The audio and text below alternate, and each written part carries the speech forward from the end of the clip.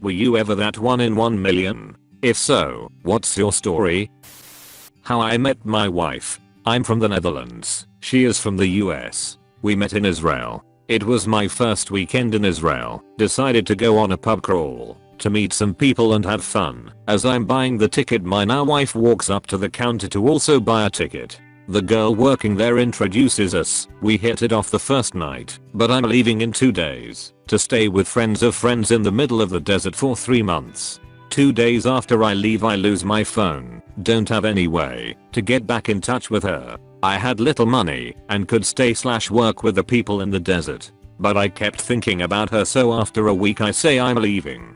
Take the next bus, goes 3 times a week at 5 AM, and then a train to Tel Aviv. I had no idea how to find her, where to stay, and very little money. I email a couple hostels to find a work/stay agreement. Those jobs are very popular and usually planned months in advance. I get an email back. When I arrive in Tel Aviv, I can come in for an interview because they have a spot. This is already ridiculously lucky. Right after the interview and dropping of my belongings, I went back to the first hostel to see if they would give me information. They wouldn't give me anything. Now I'm at a loss. Tel Aviv is a city of more than 500,000 people. I don't know anyone and have little more than the clothes on my back. Kind of defeated, I start wandering around/exploring the city. After a couple hours I get hungry and decide to treat myself to a restaurant. I'm well out of the tourist area and find a place that's almost empty and rather cheap. I sit down, order a drink and something to eat. As I get my food, I see my now wife walking past the restaurant. She sees me, I see her. I'm literally dumbstruck and just kind of grin and wave. Remember how I lost my phone? She didn't know that and just thought I ignored her. She waves and keeps walking. I throw like 200 shekels, way too much, in the table and sprint after her. Explained, and the rest is history. I'm a 19-year-old male. In August of last year, I was driving with my sister when suddenly her face turned cold. "Gavin, your eyes are yellow," I remember her saying. I quickly pulled down the passenger's mirror, and to my horror, 2 yellow eyes radiated back at me. Fast forward, I spent a month being sick. The initial diagnosis was hepatitis A. Went back to the doctor, nothing was better, things were worse in fact. Was sent to the ER, then to the liver transplant unit at UCSF. By this point my eyes had turned muddy orange, and my pee was the color of a mahogany tree. Anyways, the team of liver doctors at UCSF managed to save my liver. I was diagnosed with autoimmune hepatitis. Oh, and my eyes are white again. I was so freakishly allergic to ant and bee venom as a child that a single sting from a single little common black ant put me into anaphylactic shock. When my allergist was preparing to start immunotherapy for me, he found that the in-office lab equipment wasn't sensitive enough to measure the infinitesimally small amount of allergen with which to start my titration. So he had to send a sample of my blood to Johns Hopkins so that their lab could determine how much to give me. I did immunotherapy for several years to reach an immune response level at which it would be safe for me to basically exist in a non-frozen climate. Good news, though, I'm good now. I've had a few run-ins with ants and wasps since my immunotherapy, and my body didn't freak out and shut down, and research indicates that if it hasn't done that after this long, I'm probably safe for maybe forever. I don't have EpiPens, and I'm not overly afraid of ants or bees. Edit. Whoa. Overnight response. Thanks for the silver. To answer a few questions. I live in Florida. I'm not outdoorsy, but stinging things are everywhere. It is, in fact, the Australia of North America. No, my parents would not move me to the frozen tundra to be a nomadic reindeer herder at my behest. Little black ants do, in fact, sting. Several Lasius subspecies have stingers and venom. When an ant bites you, that's using their mandibles and does not deliver venom. When an ant stings you, that's using their but needle and delivers the pain juice. Most ants do one or the other. Fire ants do both at the same time. I did some research a while back and found an academic paper that indicated that if I haven't had a reaction after this many years, the likelihood that I ever would again is vanishingly rare. I wish I could find it again right now, but I'm already late getting ready for work, so if I find it later I will post it. I feel completely safe having a cell phone instead of an EpiPen. I was struck by lightning while talking on a landline. This was in the early 90s. Lightning struck the telephone line and traveled through the handset to my ear. My parents drove me to the ER. I couldn't talk very well. My brain knew what I wanted to say, but my mouth didn't want to say it. I had a terrible stutter. My doctor told me that I had had a dose of good, old-fashioned electroshock therapy. My speech was normal the next day, but I get a terrible headache whenever a thunderstorm comes through. I lived in Florida for the first 18 years of my life and spent most of my free time outdoors, fishing, camping, what have you. The summer before my junior year of high school I found myself out hiking nearby by my home with a buddy. We were stomping around in some clay deposits inside of a little ravine. Even minimal geographic relief is dramatic in a place as flat as the Gulf Coast when it started to Florida rain. For those of you who can't relate, imagine a torrential downpour. Our minds immediately jumped to the exciting possibility of a flash flood raging through the crevasses we were exploring. In an effort to make our day more exciting and not take any chances, we began to climb vertically out of the canyons versus take the lengthy path out of it horizontally. We got to the top, put our feet on the ground, and did pull up.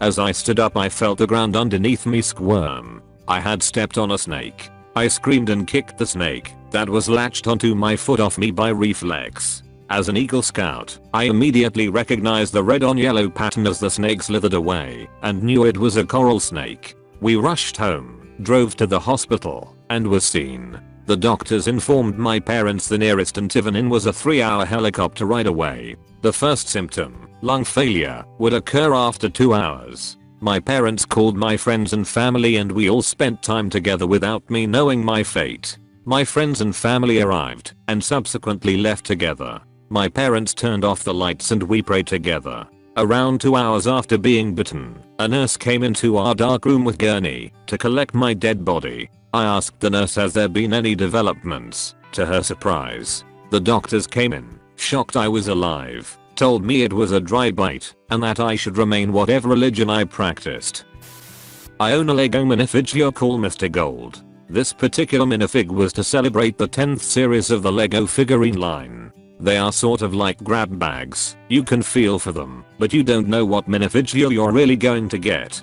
So because they were celebrating they thought it was a good idea to only make $5,000 of these. Anyways, when I was younger, and even now I was really good knowing which figures they are simply by looking at the figures pieces and feeling out those pieces. I really like the minifigures cause I thought they were really cool and unique. So I really wanted Mr. Gold in me, and my mom hunted for it for a long time, but after a while I gave up. Then one day I was at the Lego store and felt a distinct diamond piece and freaked out. Finding this figure was a downright fantasy. I'm 18 now and still want to relive 12-year-old me's pure joy as he opened the packaging. Not quite 1 in a million, but close enough. As a child, I had an extremely rare autoimmune disease. On top of having an extremely rare illness, I developed the rarer and most dangerous of the symptoms. My kidneys started shutting down. Most kids recover from this disease, but not always the ones with kidney issues. I was extremely lucky. I did not have to go on dialysis, and my kidneys eventually reached normal functioning levels. It took a decade to be completely cleared of the disease. My mother likes to call me a miracle child not only because of this, but because she was not supposed to be able to have a kid due to health issues and had several miscarriages before my stubborn ass decided to be born. Weird ass. The first one I don't know about the exact odds, but I was born on the 7th of July 1977 and weighed 7 pounds and 7 ounces. Sadly though I clocked in at 6:50 am. The other is that around the age of 14, I started to notice the outsides of both of my feet starting to get much wider. After a couple of years of buying expensive custom-made shoes they decided to perform surgery on my feet. Turned out I had extra muscle growth along with something else I don't recall at the moment. My podiatrist told me he submitted a scholarly article on it. May also have been genetic, as when my dad was 3, he developed an extra toe growing out of each one of his big toes. I was on Tinder and was talking to this guy. He was supposed to meet me for dinner. I texted him and no answer. Then I texted him on Tinder. Said that he couldn't make it. However, I got a text back from the number. It wasn't the guy that I thought I texted. It was the actor Jared Butler. I thought he was lying until he FaceTimed me. Nice guy. Edit. Well, I didn't think this post would blow up. First, I didn't go on a date with him instead. He lives on the west coast and I live on the east coast. I didn't keep his number because I respect his privacy. When he FaceTimed me, he was super casual and asked me why I was using Tinder, and he wished me luck on it. Not quite 1 in a million, but it sure felt like it. When I graduated high school, I was offered a full ride scholarship, entirely based on academic merit, to study the program I loved more than anything at the school I had dreamed of going to for years. The school in question was notorious for giving very few scholarships, and the particular scholarship I won is awarded to very few students each year. I'm still pinching myself sometimes. I slept wrong one night and pinched a nerve in my neck so severely I lost the right side of my body. It just went silent, like it wasn't there for months. I woke up in the worst pain I've ever experienced and couldn't talk, move or do anything. The ER doctor thought I was having a stroke. My doctor had never seen a case as severe as mine, and it was purely a freak accident. Recovery took months, but I have use of my leg and hand again, with some numbness. Other than pain and spasms, I'm mostly back to normal. When I was a teenager, I had just started working at the local Sears Auto Center Express Lube shop, and on day 1 did a quick orientation in my first oil change. The manager walked away when he felt I was good to go, and the oil change went well. Fast forward a few days later, my manager asked me to come into his office, and he explained that the oil filter I had used had one huge flaw. I didn't know what that was, and it turned out the filter was pressed on backwards into the filter can, and it wouldn't allow oil to flow in, and it damaged the motor. They had to purchase a new motor for the person, and I still kept my job. He said it was a 1 in a million chance that would have happened, and it did on my first oil change. I have completely unexplained hearing loss in my left ear. I had a cyst in it when I was 6, and the surgery to remove it and fix the ear was successful. When I was about 12, I woke up one morning with a killer headache and ear ringing, and after 3 days it went away, and so did my hearing. Doctors did multiple examinations and an MRI, and they said it should be totally functional. It just isn't 1 in a million case. No sure about the odds on this one, but I survived a non-survivable plane crash. I was on an old PO2, famous for being very safe and uncrushable, on a tour of the desert in western China when I was like 7. My father's friend who hosted me and piloted the plane didn't survive, but somehow I got out with a concussion and apparently passed out for almost a day in the middle of the desert, in the wreckage of the crash, 50 kilometers from the town/airport. On the edge of the desert. The people who found me were some tree planters. They plant greens in the desert to protect towns from sandstorm. A lot of people live in these desert towns in China do this. Found me on their way picking up a shipment, and the only reason they looked was BC they were making a bet on how fast the egg would cook in the sand, and went off the road to test. Edit. First thing first, according to legends, 15 minutes. I never tested it though. So, according to my dads, the theory that I might have lived was because the plane was mostly made out of fabrics and wood. So when the plane crashed, the front half collapsed and took the majority of the impact. Though I got knocked out, I was probably covered under the wreckage and in the shades. It cooled me off enough to survive for a day or so. Thank you for watching. If you enjoyed the video, hit like. If you would like to see more, feel free to subscribe.